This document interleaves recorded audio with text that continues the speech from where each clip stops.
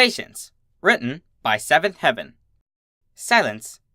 That's exactly what had overtaken the hospital room Vinyl Scratch found herself in. No noise was heard, save the occasional breaths she found herself short of.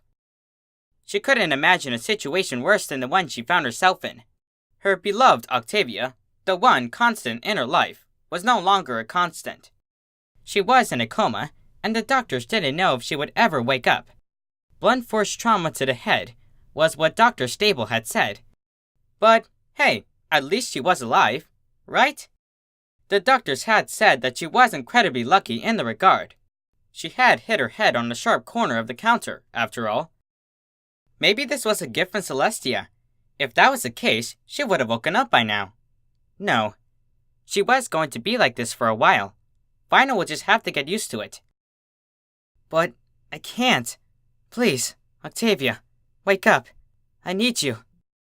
It was true. Before Octavia came into her life, she had been at rock bottom for years. She couldn't help but recall the first day they met. Vinyl sat on the ground, outside her favorite liquor store, watching ponies come and go.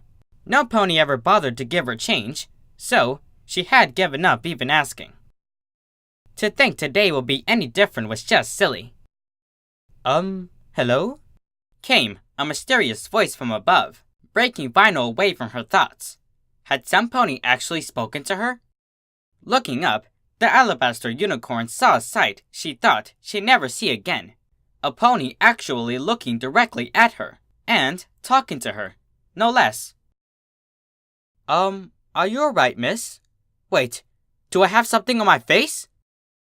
Vinyl quickly realized she had been ignoring the mayor's words, and took a second to formulate a response. No, sorry.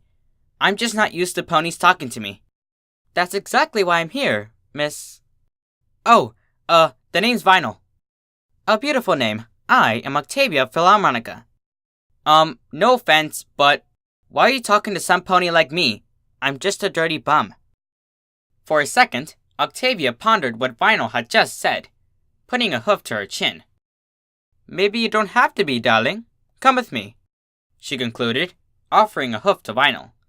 In return, she gladly took the said hoof, and rose up on all four legs, beaming the whole time. It seemed as if it happened yesterday. No pony had ever shown her true kindness until Octavia had shown up. So, why then? Why would Celestia let her beloved Octi suffer? She was too good for something like this to happen to her, and yet, it did.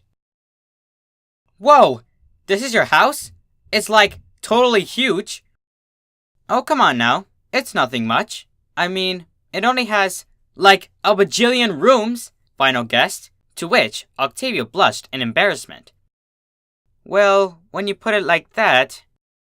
Hey, don't take offense. I think it's cool as some pony as nice as you would have a cool house like this one. You totally deserve it, finished Vinyl, causing Octavia to blush once more. Please, come in, Vinyl. I'm sure you could use a good shower after everything you've been through. No pony else would have simply offered her home to a homeless pony. She had done nothing to deserve that house. So, why had Octavia let her live there? One of life's great mysteries, she supposed. Most ponies would have told her to vamoose if she ever had gone near their property. But Tavi was different. Heck, she had even cursed at the composer of the Royal Canterlot Orchestra for changing the music they were to play at the last minute. The other ponies had been too scared, but not her.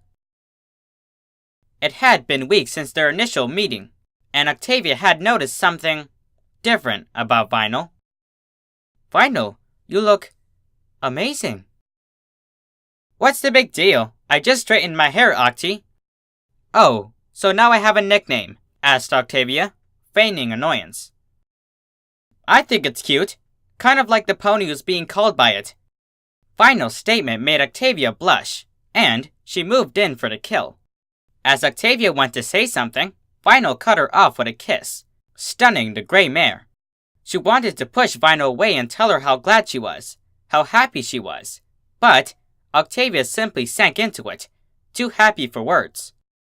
That had been exactly 1 year ago, a great day for both of them, as it was the first time either had a significant other in their lives.